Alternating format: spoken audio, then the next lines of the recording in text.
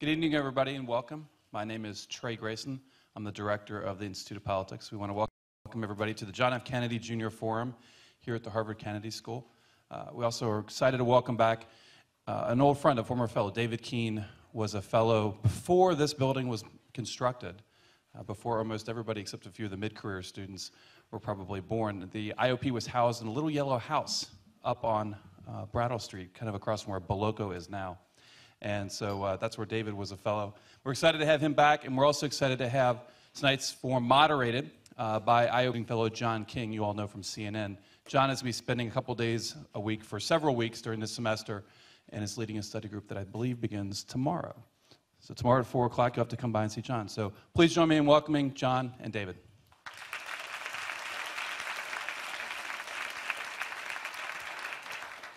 Thank you, Trey. It's great to have a full house in the forum tonight. Let me just, a couple of quick organizational things, and then we'll get straight to the conversation. I'm going to talk to David for about 20 minutes or so. Then this is your forum. We'll open it up to questions from the floor.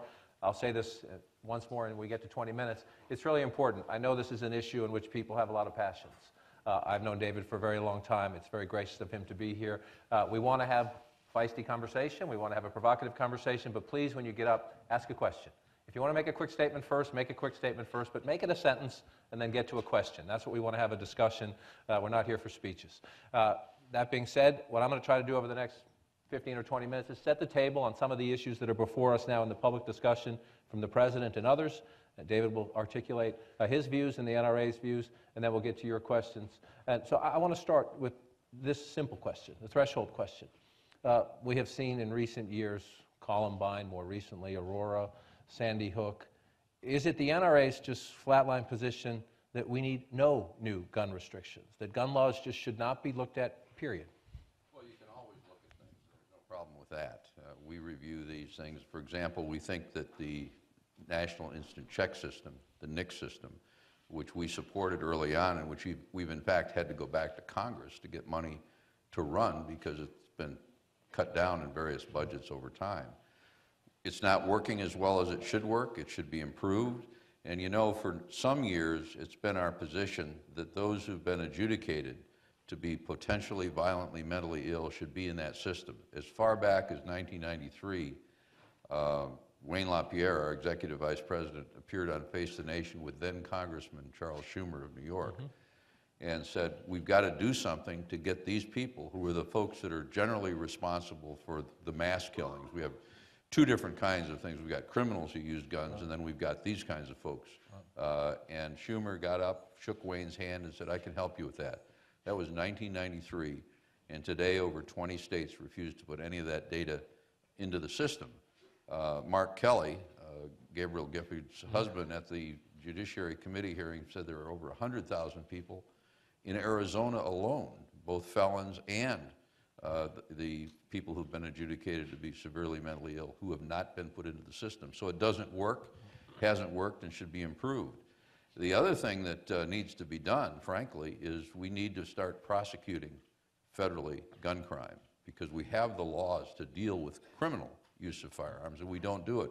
I was astounded at that very Senate Judiciary Committee meeting when the chairman, Senator Leahy, said he was going to put in a law to make straw purchasing illegal because we needed such a law. It's a felony, a federal felony, to purchase a firearm for a prohibited person, and it includes a mandatory 5-year sentence in federal prison. And the fact that we don't prosecute anybody under those laws doesn't mean that the laws don't exist. So what we need to do is really look at the prosecution of gun crime and go after it in a big way. The other things are not firearms related.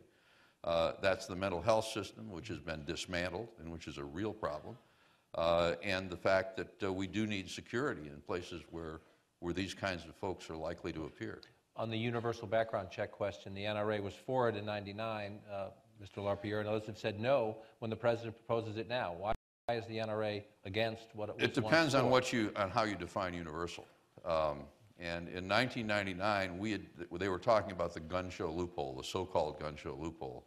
And the argument or the characterization was that gun shows were just this Wild West place where anybody could go get firearms and they didn't have to undergo a background check. That was never true. about 90% of the firearms sold at gun shows are sold by federal licensees. And if you buy from a federal licensee, you're required to go the NICS check. At that time, we said, you know, if you want to have a universal check at the gun shows, all the BATF, the Bureau of Alcohol, Tobacco, and Firearms, has to do under existing law is set up a table and require that any deals, trades that take place on the premises have to undergo a background check. And they said, we're not going to do that. We don't want to do that. And they wouldn't. And that was, and the reason, of course, was this was during the Clinton years, and the goal was not to check people's background, it was to close down gun shows. And so they refused to do it. They've refused to do it since then. But that worked.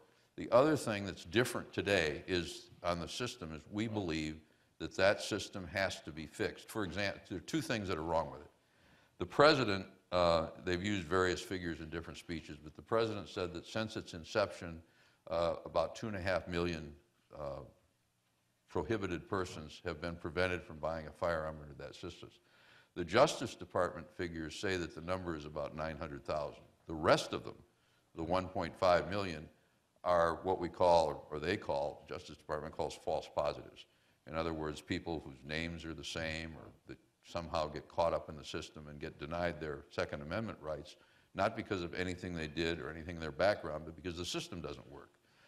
Secondly, the system has from time to time gotten clogged up so that instead of being instantly checked, it takes days or weeks to get it fixed. But thirdly, and this is the most important thing, even under the Justice Department figures, there have been a lot of felons and fugitives from justice who have been caught in the system. And yet, in one recent year, there were 76,000 people who were prohibited from buying firearms under that system. 40 of them were prosecuted, and 13 of them had plea bargains so that they were guilty of something. Now, if you're a felon, the first question you would ask is, why would you, if you know that it's a federal felony for you as a felon to purchase or possess a firearm, why would you go to Walmart and try and buy one? You would go there not because you're necessarily stupid, although there are stupid felons, obviously. You go there because the system doesn't work very well and you might get away with it. And if you don't get away with it, it's a free shot. And then you go to the secondary market and buy your gun on the street or wherever. Our position has been that before you start expanding this system, you need to make it work. Well, what if this issue's front and center, the president wants to make it a priority, obviously your organization opposes most of the specifics of what he says. This is one of the issues, and one of the reasons I said what I said about speeches at the beginning, in which, from my experience, people just refuse to have a conversation. You know, one side sets up and says yes, the other side sets up and says no, and they won't have a conversation. If you're invited to the table, can you foresee a scenario where you will say yes? There can be universal or near universal background checks as long as they listen to your concerns about the speed, the technology, and what you would describe as the hiccups or faults in the system. Just as an example, I mean, one of the problems that we have is, one, it doesn't work, and you don't want legitimate citizens who have every right under the Second Amendment to purchase and own a firearm burdened or restricted as a result of those kinds of things. One senator talked to me and said, well, you know what we ought to have? And I said, what's that? He said, you ought to have an app on your iPhone, and if you want to buy a firearm, you just push the app, and in 90 seconds, you get approved or disapproved, and then you can go forward. And I said, I'm going to ignore the fact that in your state, not everyone has an iPhone, and that if they did, in many parts of your state, I won't name the state, they wouldn't have service. But that sounds great in principle. I said, why don't you design that system and test drive it in Massachusetts for 2 or 3 years, and we'll see if it works. You know, the one agency that's been unable to utilize money to improve its computer system is the FBI. When the NICS system was sold to us and when we endorsed it, it was basically on that kind of a theory. If we just set this up with modern technology, we're not going to burden anybody. You know, it'll be instant, we'll be taken care of, and that was a long time ago, and it hasn't happened yet. Is it theoretically possible? Sure. But when you, absent that sort of pie in the sky thing, I was talking to a senator who said, you know, well, we ought to do this. And of course, even the president has started by saying he would exempt family members from any kind of universal system. Now that's about half, almost half of all private sales now are family members. So universal depends on you say, but I said, well, what happens, Senator, when you go home? Doing it at a gun show is easy. I mean, doing it at a site is easy. What happens when you go home to your farm and you buy a new shotgun to go duck hunting, and your neighbor says, I'd like to buy your old one. And you say, well, that's a good idea. And then you tell him you're going to have to get in a car and you have to go to a federal office and you have to go all through this stuff. And he looks at you and he says, Senator, we've known each other since we were 4 years old. Is he going to be happy having to do that? Or is he going to be happy knowing that he has to do it because you voted to have him do it? I mean, you get to a point where there are practical, real-world problems with doing this sort of thing. And this current system was really set up after extensive hearings that Birch Bayh, who was then a senator from Indiana, ran back in the 80s. Because under the old system, where there was no definition of who was and wasn't a dealer, individual prosecutors were in fact indicting parents for selling firearms to their kids, were in fact gun collectors were being hauled into court. And Bayh had extensive hearings and they came up with this, and their argument then was that we're not talking about fathers giving their sons their firearms, or grandfathers doing that, or selling it to your cousin or your in-law. And we're not talking about that neighbor over the back fence. We're talking about arm's-length private transactions, which turn out to be about 3 or 4% of all of them. So the question is, can you get to that without burdening everyone else? Now, in the perfect world, as the senator said, if we all, maybe President Obama will give us all an iPhone, and they'll develop this app and it'll work, then theoretically there'd be a way to do it. But we want to see how it works in the real world. A lot more ground to cover, but on this issue, background checks, which seems to be the part that has the most support. Maybe the president wouldn't get universal, but Leader Cantor has said, you look at the Virginia law, which they put in after Virginia Tech. Just today, a Republican congressman from Nevada, who has been on your side on many of these issues, Joe Heck, said he could support universal background checks. Will the NRA seek to punish members of Congress who decide to change their position or decide to vote yes on these issues? It depends on where this all comes out finally, but the answer is yes. Now, when we look at that, one, again, like with President Obama, what does he mean? We don't know. Universal isn't universal even with Barack Obama, so it may mean something less to him. But the fact is that we're going to look at this, and we are involved in conversations with a lot of congressmen and senators on both sides of the aisle, as you well know. And we don't foreclose any kind of conversation. But we will not support something which we think burdens the innocent to try and find a very few who are guilty, nor interferes with Second Amendment rights. If what they're talking about is trying to deal with some of these real-world problems, then we're there. We're at the table. My dad was a jail guard. We had a couple rifles. We had a pistol in the house. I learned to shoot when I was a kid, both from him and in Boy Scouts. I get and respect and actually believe deeply in the Second Amendment. However, when it was drafted, the founders could not have envisioned, those were the days of muskets, they could not have envisioned the technology of today. Explain to a parent in Sandy Hook, or a parent or a spouse in Aurora, a family member, why someone should be able to buy an assault weapon. What's an assault weapon? A semi-automatic weapon that can fire 30 or 50 or 100 rounds. Well, not the Michael Bloomberg says it's a machine gun, as he said on the air. And a so-called assault weapon is not a military weapon. It's not designed for the military. It's a semi-automatic version built on the same platform. Semi-automatic firearms have been commonly sold in this country for over 100 years. And the AR-15, which is the most commonly sold semi-automatic so-called assault weapon. Magazines usually 20, sometimes 30. But not 100. That's for 22s. Right. They won't work otherwise. But the fact of the matter is that this is the most popular long arm in the United States. It's, as the Supreme Court would say, it is widely and commonly used by millions of Americans for perfectly legal purposes. It's the firearm that's most used for firearms training. It's most used in competition. It's used for home protection, and it's used for hunting. So those are, in most states, it can't be used for deer hunting because it's not powerful enough. It's not a big game rifle. But it is used in varmint hunting in a lot of the South and all of that. So under the Under the Heller decision, it's probably unconstitutional to ban it because they said that kind of a firearm can't be banned. The fact of the matter is that any killing is tragic. If you look at statistics, and statistics don't obviously never tell the whole story, but in any given year, more people in this country are beaten to death, according to the FBI, than are killed by all long arms combined. That includes the so-called assault weapon.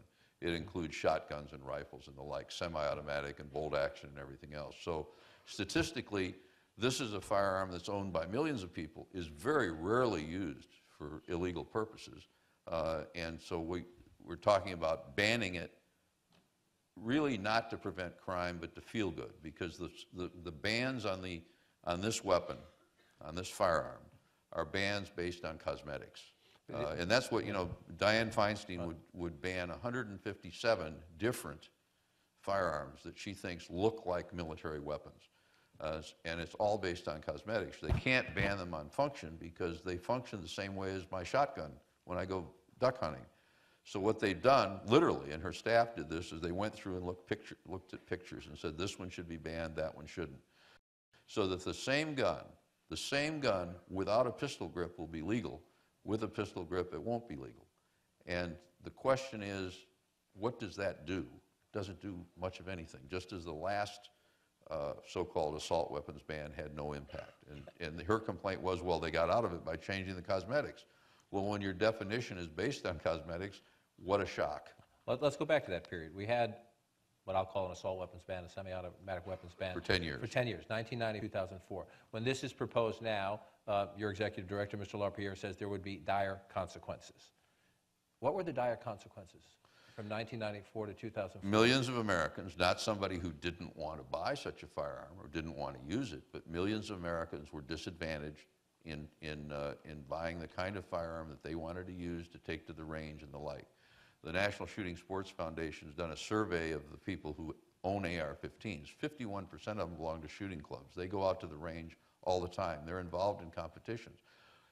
They were disadvantaged, you know, and I've heard people say, well, I believe in the Second Amendment, but there's no reason we should have these guns or other guns. Well, I guess there's no reason somebody should have a Maserati either. But the fact that I might drive a Chevy doesn't mean that they shouldn't be able to have one. These people have these firearms and they use them and they enjoy it. You know, my daughter is now in the Army Reserve. She did 2 tours of Iraq and 1 of Afghanistan. And she owns 1 firearm. It's an AR-15 because she can tear it apart because she learned on the M16. She goes to the range, she enjoys it, she doesn't enjoy anything else. And she would have been disadvantaged by such a ban. And so is there any middle ground? Is there, you can only have this particular style of weapon or this particular style of magazine if it is at a range and it has to be stored in a certain way? No, because you can use it for hunting, you can use it for plinking, you can use it for home protection. And those are legitimate purposes for the ownership of a firearm.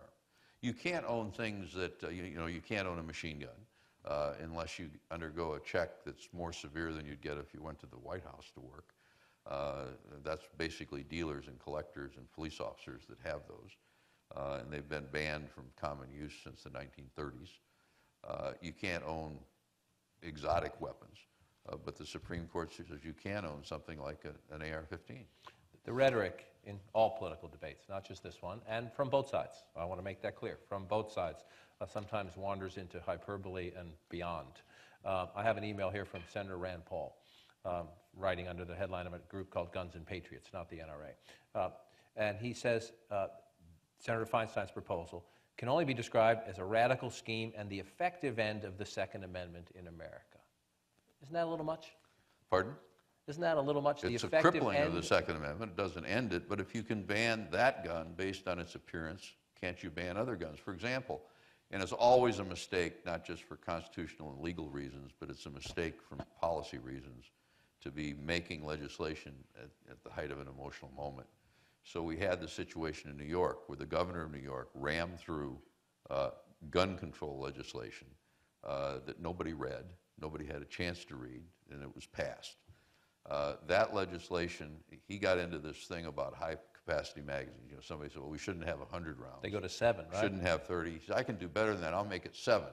That, and with no grandfathering, and it can't have a magazine that could be converted to hold more or anything of that sort. And they all have to be turned in within a year. That made inoperative 80% of the sidearms in New York, including all of them used by police. And I was talking to a police officer. He said, when I land, I'm a felon when I go home. He hadn't thought of any of those things. And what was the purpose? That's unconstitutional because the Supreme Court says you have a right to have a sidearm to defend yourself. And if he can say, I didn't confiscate them, I just turned them into useless metal because they don't make 7-round magazines for those kinds of guns. You don't make policy in that way. You look at it more carefully than that. And we're convinced, as in the past, that when you get beyond all of the emotion and you start looking at what works and doesn't work, that you can find things. There was much in what the president said, not necessarily about firearms, because we reject the idea that it's the gun. You know, the president doesn't talk about gun crime, he talks about gun violence. Most gun violence is committed by gun criminals. And it's been our position all along that the way you deal with that, and this is different from the mentally deranged who may involve themselves in a mass shooting, the way you deal with that is you punish gun crime. You know, it's a federal felony today to rob a store with a gun. There's 2 separate crimes that are committed, the robbery, the armed robbery, and the use of the firearm. Chicago is now the murder capital of the United States. In Chicago, you know 2 things. The first thing you know is that because some of the strictest gun control laws in the country, that the pool of potential victims is essentially unarmed. In the federal jurisdictions, there are 90, Chicago is number 89 in prosecuting gun crime. So if you're a criminal, you know 2 things. One, if I want to go after him, he doesn't have any protection. And secondly, if I use a firearm, I'm not going to get any. But 12,000 people are murdered by guns in this country every year. It's your position that 0%, if we put that in a pie and try to slice it up, and you have criminals, you have repeat offenders, you have maybe a faulty background check system, you have mental health issues, that no piece of that pie is there are too many guns or it's too easy to get a gun. The fact of the matter is that in most jurisdictions, for example, jurisdictions that have had passed concealed carry laws, gun crime has decreased, not increased. It's not the gun, it's the person who misuses the gun.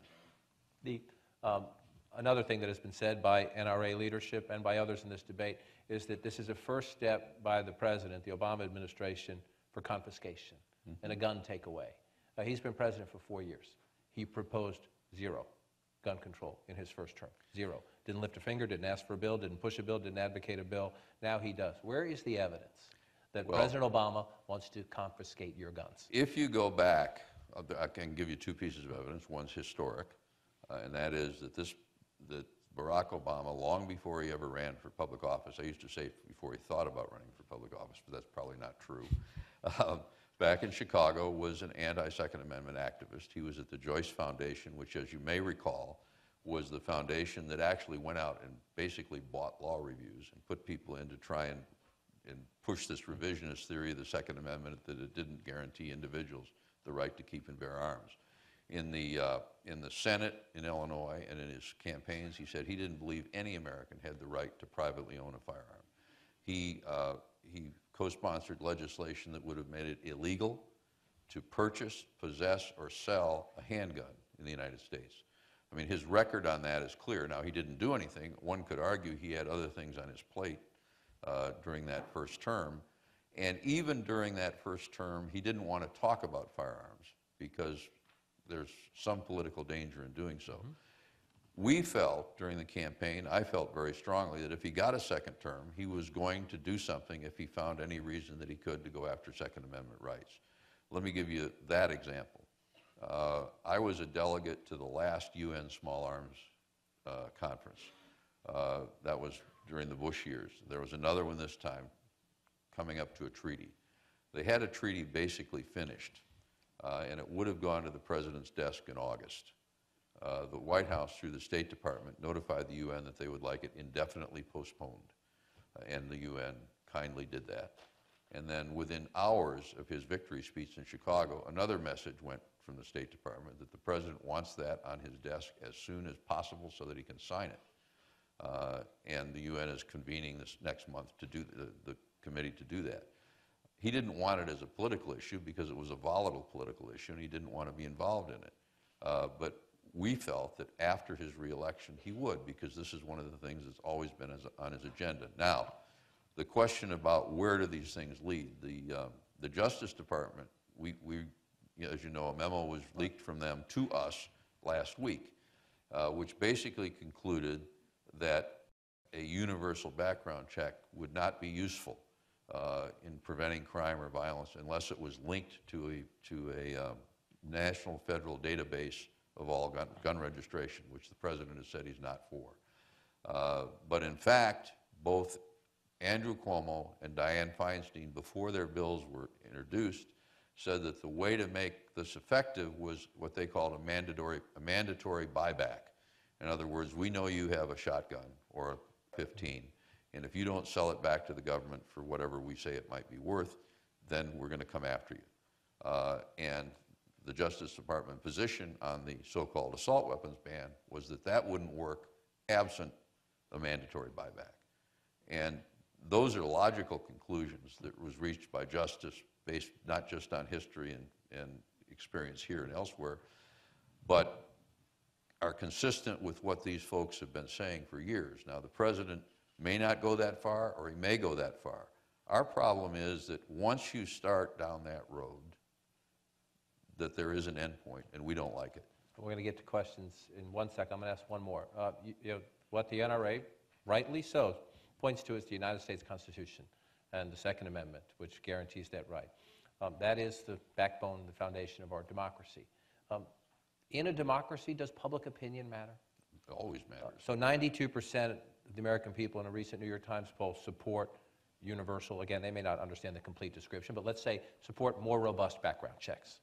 Does that matter to the NRA? 63% support limiting the size of magazines you should be able to buy. Does that numbers matter? Sure, those numbers change from time to time, and as I said Well, earlier... in the case of 92%, is that sort of a no-brainer? Well, that's, as I said, that sounds logical.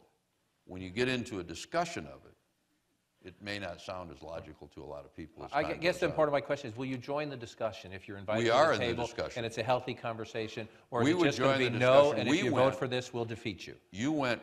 We're up on the Hill all the time, as you well know. We're in that discussion. We sent our Federal Affairs Director to meet with the Biden task force, and the Vice President said, right at the outset, he said, the President and I have strong feelings on what we need to do about firearms, so that's off the table. Let's discuss other things. They only invited us, not for our input, not for our discussion, but so they could say, oh yeah, we talked to those guys. In the President's statement, as you'll recall, it was, in my view, typical Barack Obama. He positioned himself as the most reasonable man in America with common sense solutions to whatever the problem was. This happened to be firearms. And all of those solutions would already have been adopted except for some evil force out there. That would be us. And so he began to try to demonize the NRA from the very beginning.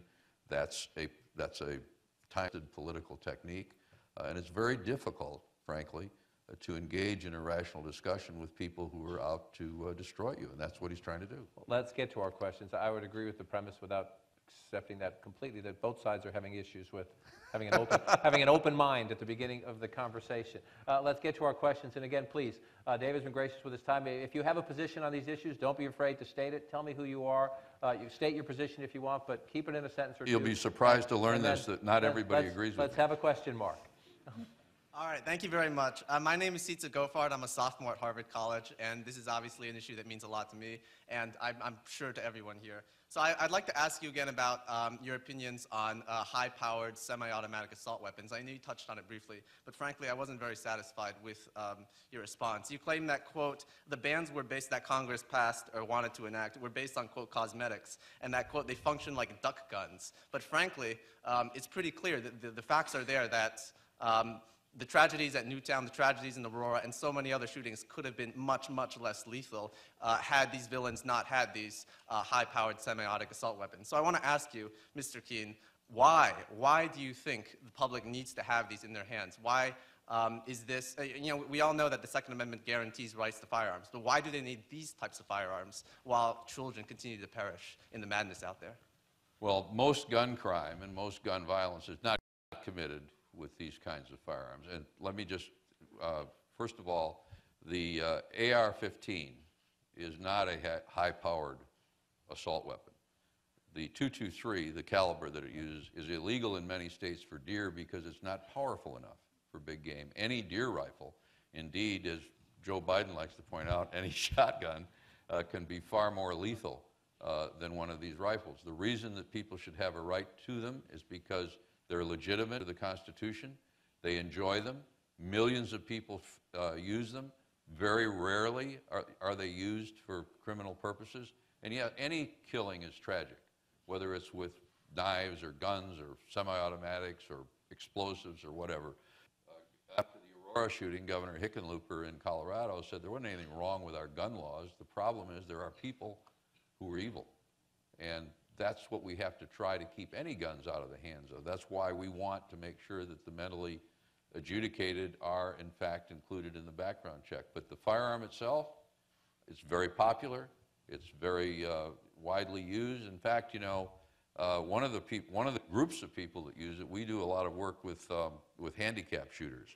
And a lot of times they're recommended to use the AR-15 because it doesn't recoil very strongly if you fired one, because it's got a pistol grip and they can use it, and they use it in competition. So there are a lot of reasons to use it, a lot more reasons to make it legal than to not make it legal. So whether you or someone else doesn't like it, you don't have to buy one. I don't own one because they're so darned expensive. But the fact of the matter is, that's not a reason why John shouldn't have one. Your question. Hi, thank you, Mr. Keene, for being here tonight. My name is Julia Conrad, and I'm a senior at the college. And when I graduate, I will be a classroom teacher. And I have a lot of concerns about the NRA's recommendation to increase the number of armed officials within our public schools. And I'm curious if you would say that, given that so many teachers and researchers alike agree that the presence of guns within schools negatively hurts the ability of children to learn, do you think that the right to hold a gun for Americans is more important than the right for our children to learn? Well, the two things are not related. We expressed an interest very early on. It just by coincidence, when Newtown happened in Connecticut, the next morning I was in Israel, and I was touring a facility where they trained security guards for their schools.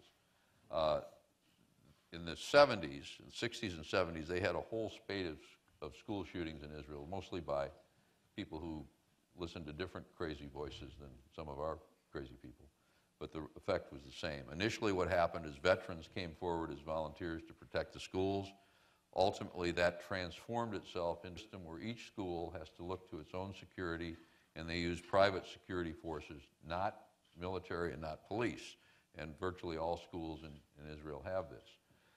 When we got back here and suggested that because you cannot, no matter how well you screen, no matter how, even if we were able to reconstruct the mental health care system in a way that provided treatment, you can't always predict, you can't always catch the people who might do something like this. So that security made sense. The initial reaction, as John will remember, was people said, you're insane. Then I pointed out, as did Wayne, that, well, 30,000 schools have armed protection, a program that was really begun by Bill Clinton, then defunded, and the states and localities picked it up, but there are 135,000 schools.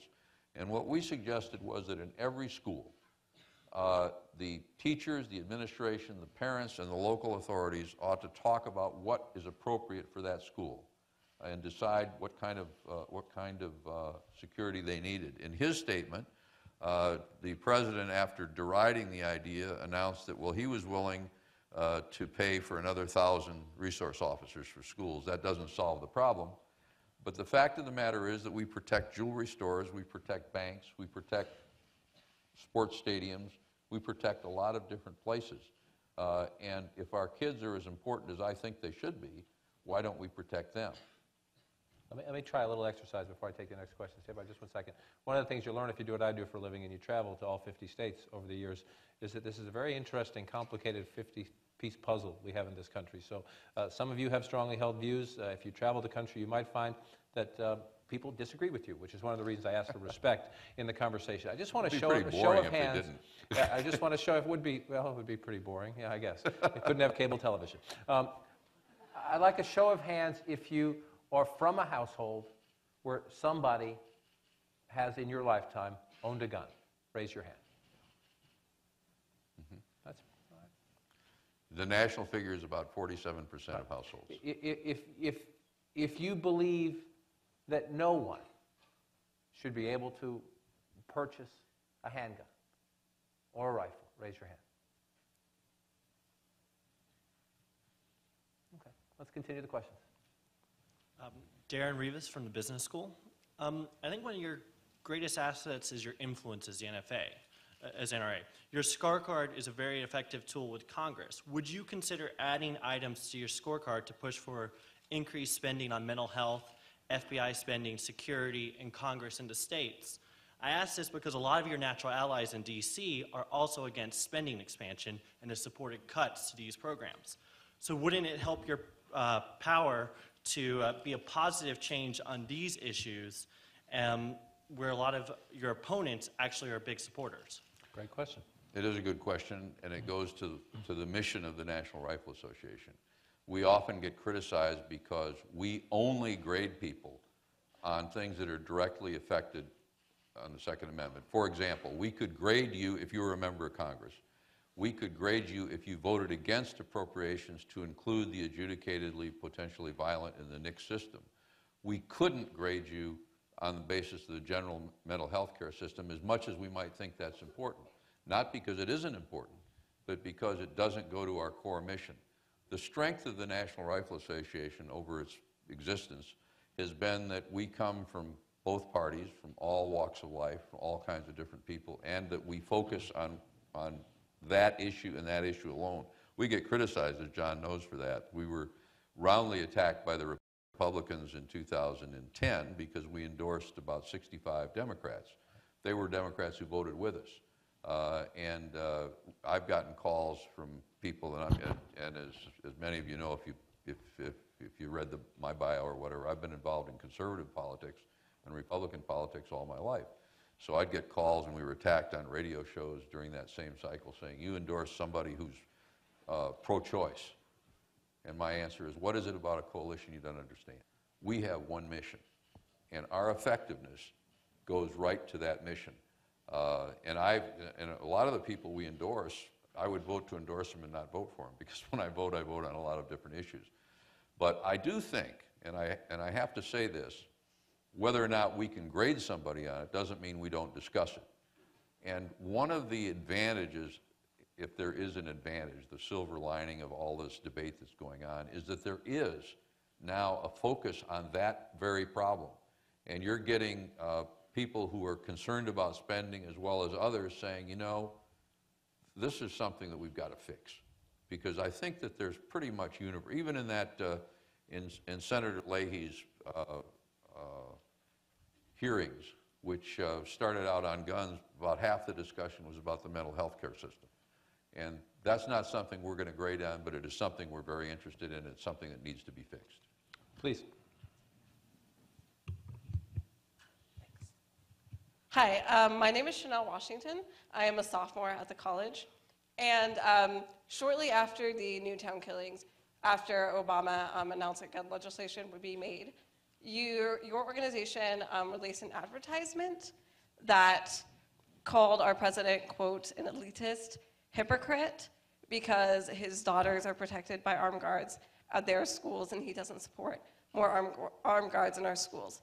So my question is, can you please say, in hindsight, if you believe that advertisement was an extremely bad piece of propaganda and completely inappropriate? And speaking specifically to the content of the advertisement, because you already made your stance on armed guards in schools very clear. Well, our point was, and it's a very valid point, and it could be made, as I've said, in many different ways, but the fact is that and we've gone into this earlier in some states with concealed carry laws and bodyguards and the like.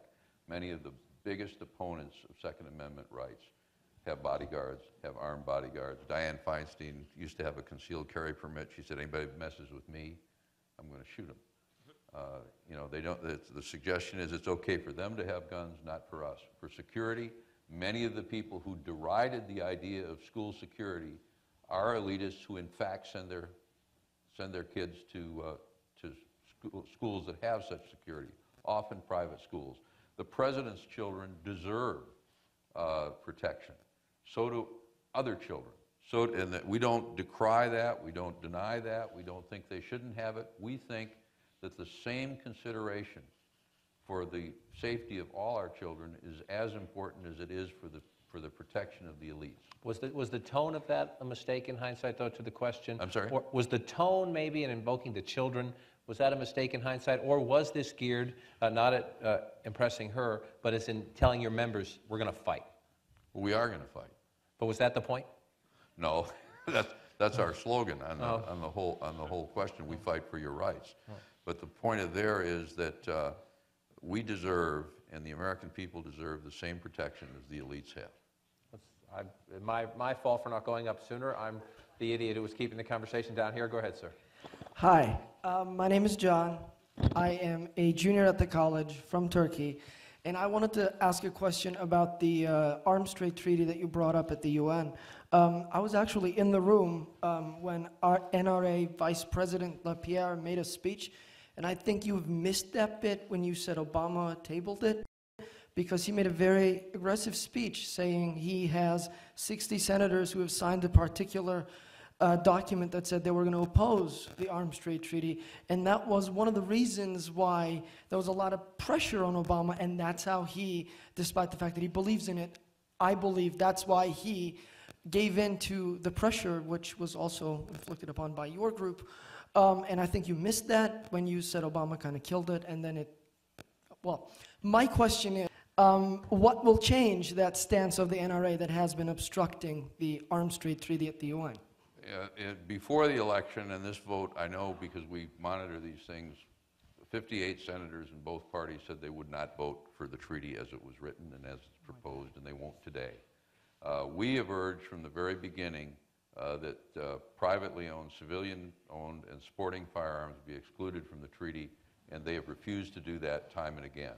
And as long as that's the case, and as long as it requires, and arguably does require, a national registry, we'll oppose the treaty, and so will most members of the Senate, whether we take a position on it or not.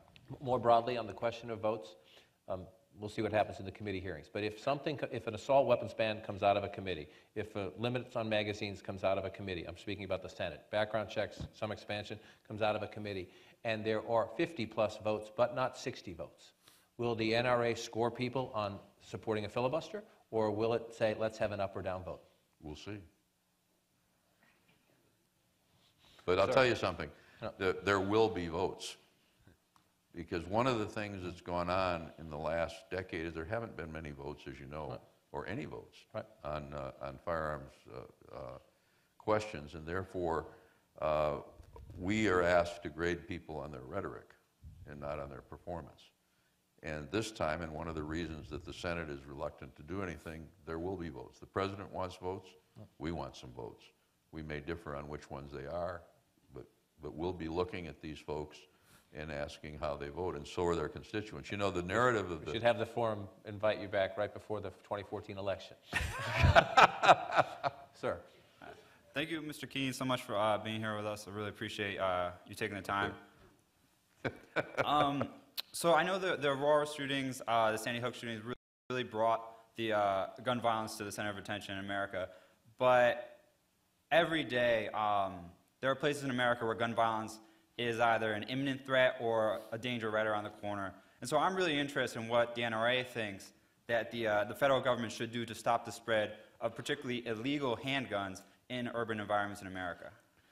Okay, I mentioned earlier the problem in Chicago, which is that gun crime is not prosecuted as gun crime. In the 90s, the murder capital of the United States for some time was Richmond, Virginia. And again, gun crime was not prosecuted there. We went to Richmond and we basically struck a deal with the U.S. Attorney. The Justice Department ultimately didn't like the deal that he made, and with local prosecutors and law enforcement. And we launched something down there called Project Exile. And the deal was this: we would publicize it in Richmond and they would do it. And that was use a gun to commit a crime, go to prison. If you get arrested with a committing a crime with a firearm, or if you're a felon, or you're somebody that's been convicted before and you're prohibited from owning a firearm, they will take you to federal court and they will send you to prison. And gun crime dropped in Richmond precipitously. It was no longer the murder capital. In fact, the U.S. Attorney said there were drug deals where the guys didn't have guns, where they always used to have them, because they didn't want that extra 5 or 10 years in prison for having them. If you're dealing with gun crime, with criminal use of firearms, you can deal with that by prosecuting criminals. And that's what we suggest is the first thing that needs to be done. Prosecution under the federal firearms laws during the Obama administration has dropped 35%. And he said in his statement that it's time to begin prosecuting these cases. Yes, it is. But when, for example, when we asked at the Biden task force about the felons and prohibited people that try to buy a gun, and that's a felony for them to try and buy a gun, why weren't they prosecuted? Eric Holder said, we don't have time for that sort of thing. In the 90s, Holder was again in charge of this stuff, and he said, going after these criminals is like going after guppies. We don't prosecute guppies. Well, in New York City and elsewhere, they found out the way you clean up a city, start with the guppies, and then you get the sharks. So we think that there is an answer to that, and we think it's been demonstrated, not just in Richmond, but elsewhere, and they could do it in Chicago, too. Please, your question. Good evening. My name is Teresa Conrad. I'm a first-year Master of Public Policy student here at the Kennedy School. Thank you for being here tonight. I'm not from the US, I'm from Germany, so for me this is probably a once-in-a-lifetime opportunity to meet you face-to-face, and so I want to actually apologize in advance for my potentially naive question, which is, you very often refer back to the Second Amendment of the US Constitution when arguing in favor of guns. And my question is, do you think that today, if the Founding Fathers would live today, do you think they would still consider it necessary and constitutional, the Second Amendment? I mean, after all, it's not the Wild West anymore. You'd be surprised. You know, the Second Amendment was put in not to protect squirrel hunters, but to protect the kind of society we live in. I like to, about 8 years ago in Moscow, there was a dinner honoring General Kalashnikov. He's the man who, during World War II, was a tank driver but invented the AK-47 as one of the few heroes that Russia has. A lot of them were tainted by that 70 bad years they had. And so they had a dinner honoring him. Mr. Putin proposed the toast, and the little general got up, held his glass in front of him and said, Mr. President, I dream of a country like the United States, governed by men and women not afraid of an armed citizenry. Pointed out that in the countries that became free after the Soviet Empire collapsed, one of the first things they all did was legalize private ownership of firearms. So that's an important symbolic thing, and it's part of the culture of this country. And a lot of people from elsewhere don't understand it. And let me go back to, and it's interesting because it's the same division for different reasons exists today. The NRA was formed in 1871 by a group of Union generals in New York. Two of our first presidents were Ulysses S. Grant and Phil Sheridan. And they felt the NRA was necessary because they thought the Civil War lasted a couple of years longer than it should have because Unions couldn't hit anything with their guns. And the saying at the time was that a Confederate soldier was worth 3 Union soldiers, and the problem the Confederacy faced was there were 5 Union soldiers for every Confederate. But the problem that they saw was that the North in the Civil War was recruiting from the newly industrialized cities of the Northeast, and they were recruiting first-generation Europeans who came with no gun culture, no familiarity with firearms, and didn't really know much, and therefore they weren't able to act effectively as infantry. And they decided at that time that there needed to be training. For the first 100 years of our existence, the NRA was basically involved. We picked the Olympic teams, we trained people, we did all that, we taught gun safety, we've done that, we still do it. Today, when you ask somebody about the NRA, they will talk about our advocacy role.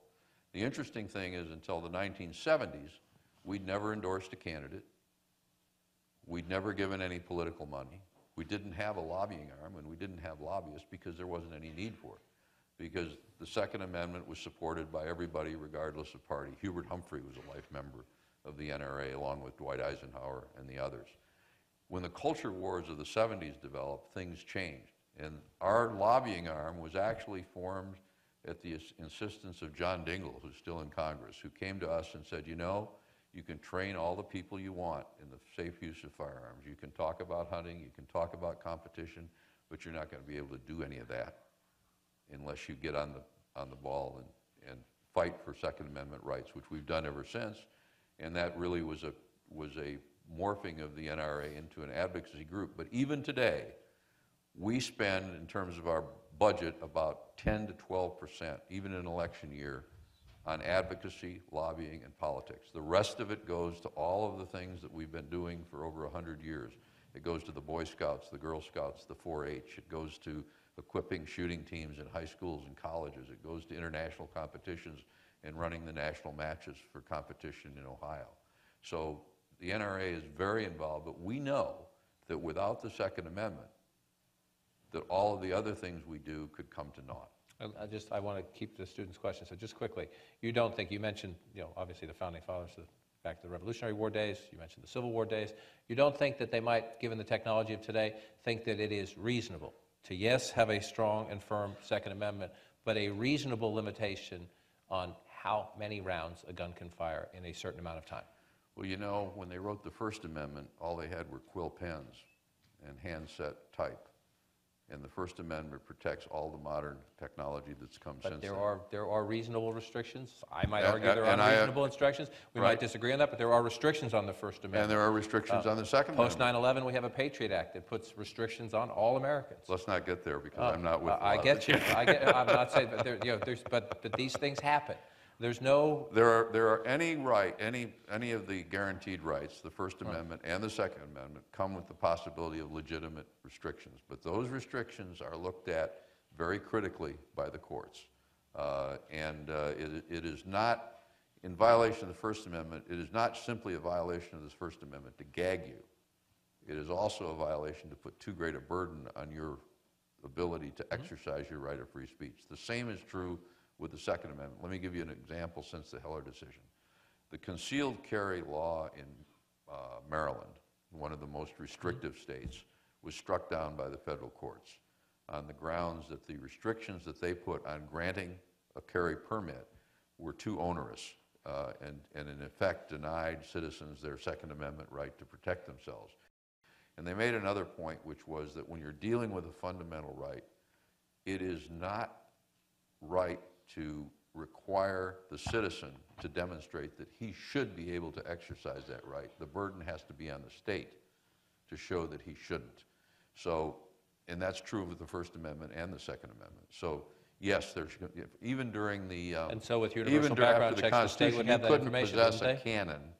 You couldn't possess some weapons. Today, you can't possess some weapons. You shouldn't be able to. But the firearms that you can possess then and now were those that were commonly owned and widely used for legal purposes. Please. Hi, my name is Meg McHugh. I'm a freshman here at the college. Last year, I read a study published that said the largest decrease in drunk driving related fatalities were the states that had the strictest laws governing those. And the general public is generally receptive to the idea of taking on an additional burden or trying to do any measure that would help the problem. These laws didn't completely solve the problem, but they certainly helped the problem. And one of the arguments I hear from the NRA and people against gun control laws are that gun control laws would not completely solve the problem, that there are other pieces to the puzzle, whether it be better prosecution of gun crimes or reforming the mental health system, which I completely agree with. But why, when, as he stated, the general population is very receptive and supportive of some gun control laws, why would the NRA not be receptive at all to doing something that maybe might not solve the problem, but could have the potential to help curb these senseless tragedies? Your first analogy was exactly right. And that was that the way you reduced drunk driving crimes was to punish drunk drivers, not to crush cars, because it was the drunk driver who was driving drunk and misusing the car that was the problem. That's exactly analogous with prosecuting criminals who misuse firearms. It's not the firearm nor the car that's the problem, it's the person who misuses them. What they didn't, They said that it was the states that had the strictest laws governing regular drivers, not drunk drivers, but the ones that had the strictest laws governing just drivers in general. It wasn't the prosecution of drunk drivers. it wasn't taking their cars away from them. It was prosecuting under existing laws. I don't understand your... It wasn't like it was. They studied the states that had the strictest laws in place governing drivers and What the kinds training of of laws? drivers. What? What kinds of laws? I'm sorry, what you're saying. What kinds of laws? It was the strictest driving laws. What does that mean? The ones that had the strictest, like, so for example, I live in Massachusetts, and I know other states, it's a lot easier to obtain a license. You don't have to go through as much training and you don't have to go as much behind the wheel training or be in classroom Well, that's training. different from prosecuting the misuse of the automobile. And there is a significant difference between, and the courts have found this, a significant difference between driving, which has always been considered a privilege, and owning a firearm, which is considered a right. And you can put different restrictions on a privilege than you can put on a right. Now, you may not think it should be a right, but it is. I suspect if there were cars in the days of the Founding Fathers, they would have figured out something on that one. Sir. Steve Helfer, Harvard Law School Library, retired. Since I got up to this mic, a couple of the points that I wanted to hear addressed have been touched on, but I'm going to ask you, there seems to be a reticence on the part of everyone involved in the discussion, including the NRA and Barack Obama, among others, about the reason for the Second Amendment. And it seems to me the reason for the Second Amendment is to empower the citizenry vis-a-vis the government, not to disarm the citizenry, to give the government pause when they know that they're dealing with an armed citizenry. Can you discuss that, or can you talk a little bit about that? Well, I think that that's exactly what General Kalishnikov was referencing in his comments to President Putin. The fact of the matter is that our history is such that if those farmers in the 1760s and 1770s hadn't had those muskets over their fireplace, we'd still be a colony of Britain. And that's where it all came from. And they felt that the safeguard against tyranny was for citizenry to be armed. George Washington said a free people should always be armed. And you know, it's interesting because it protects all of the legitimate uses of firearms. Today, when we're talking about a free citizenry protecting itself, we're mostly talking about protecting your family and your community from disorder and from criminals. But that's what it was all about, that's what it remains all about, and that's what's unique about this country. And it was unique then, and it's unique now. So that's the historical reality, and that's where it came from, and the courts have found that it is just as important today as it was then. I've been told by our masters, the organizers, that we're about out of time. In my first official act here as a fellow, I'm going to almost ignore them, not quite. Meaning I'm going to take a few more questions. I'll try to do 2 or 3 more, but what I need then is just a question, please. Let's be very quick, sir. Yeah, my name is Tom. I'm a junior at the college. I just have a question. If you can explain a little bit more about the nature of your opposition to high-capacity magazines. Because I watched the Senate Judiciary Committee meeting that you talked about, and one of the Republican senators offered an answer, which was an intruder came into someone's house, she shot 6 times, and that wasn't good enough. He still walked out the front door. And he said, what if there were 2 intruders? Shouldn't she have 15 rounds? So is that the nature of your opposition as well? There are two bases for it. That's one of them. This was a case recently where a woman had barricaded herself with her children. A fellow had broken in. She had a revolver. She shot him 6 times. She shot at him 6 times. She hit him 5 times, and he drove away. He could have killed her, but I guess, 5 bullets is enough to convince you that you ought to leave and not find out if she has another one. And his point, it was Lindsey Graham of South Carolina. He says, is it unreasonable of me to think that my family should be able to have at least the firepower of somebody attacking them? That was his argument. That's a very good argument. The other reason is that a lot of these firearms that particularly are used in competition and and the like are designed.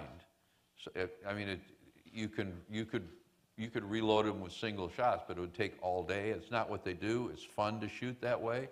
They do it that way. But the Second Amendment position is both, and the real question was really hit as effectively by Lindsey Graham in that discussion before the Senate Judiciary Committee as anybody ever has. Sir, quickly.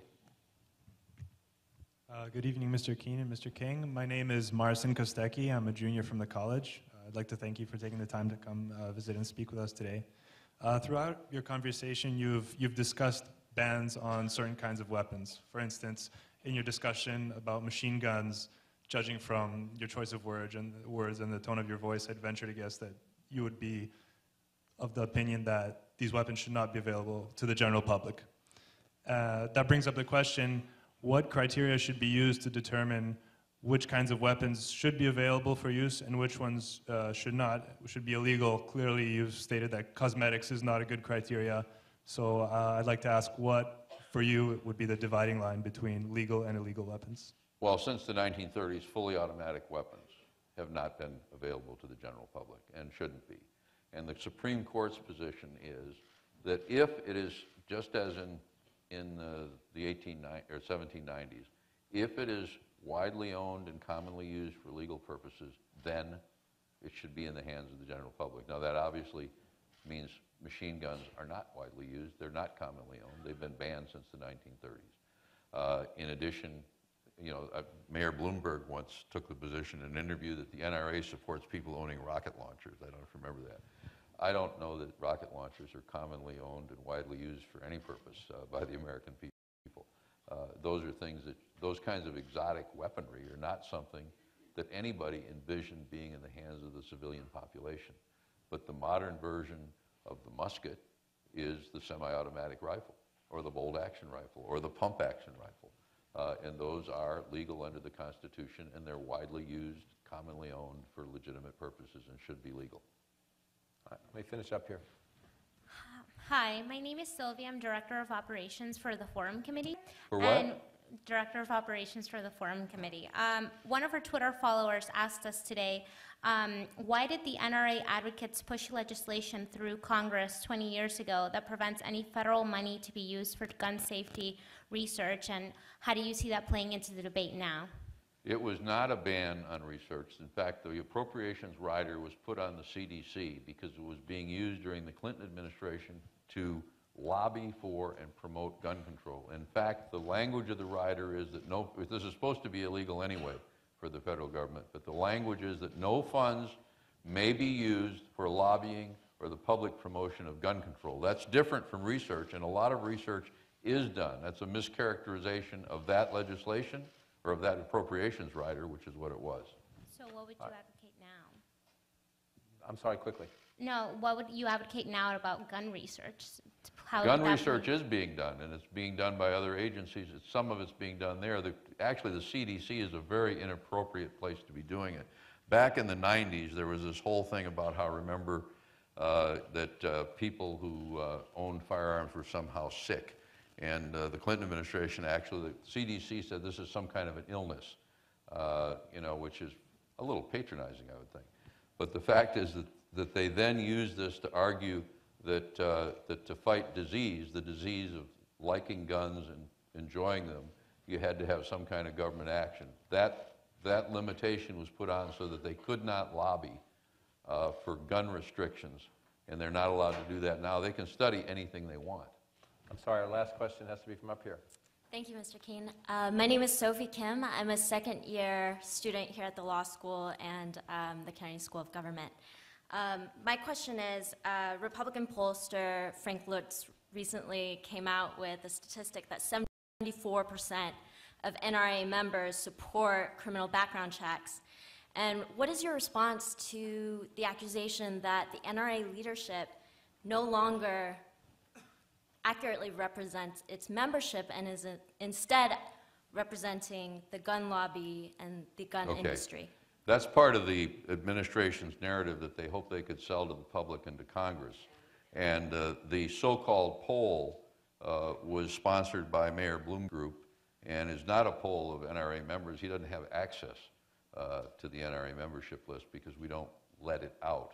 Have you polled your own members? Pardon me? Yes, we have polled our members. Would you release them publicly with the methodology? Pardon me? Would you release the polls We publicly have with the released it. You methodology? can get it on the internet, and you can get all the background from it. The background of the yeah, methodology, okay. It's all there. That's the. But to go to the rest of it, there's also the charge, which we've heard from the Bloomberg Group, and I had us look into this, that we no longer represent gun owners. We no longer represent hunters and sportsmen and collectors and self-defense people. We represent the gun industry, and we're only interested in selling firearms. We got in the last 5 years. In each year, no more than 4% of our income, or our revenue, from the gun industry. Now, if we're going to be accused of that, I wish to heck they'd step up to the plate and give us some money. We don't represent the firearms industry. We represent the consumer of firearms. We represent the members. Now, if we want to vote on, if we want to look at our popularity, not only and we used to say that we had a higher favorability rating than Congress, but I had to stop saying that because we could be serial rapists and have a higher favorability than Congress. But at present, we still have a higher favorability rating than President Obama. And what's more important is that if you look at our membership, I referenced earlier the fact that while we have 4.5 million members, the Gallup poll shows that 30 or 40 million people consider them members. When we have this kind of a crisis that's going on now, what happens is that a lot of those people say that the NRA is fighting for our rights and we better join up. And that's what's happening. We entered this with about 4 million members. We now have 4.5 million, and we've had to add all kinds of people. And we're not even in a recruitment mode.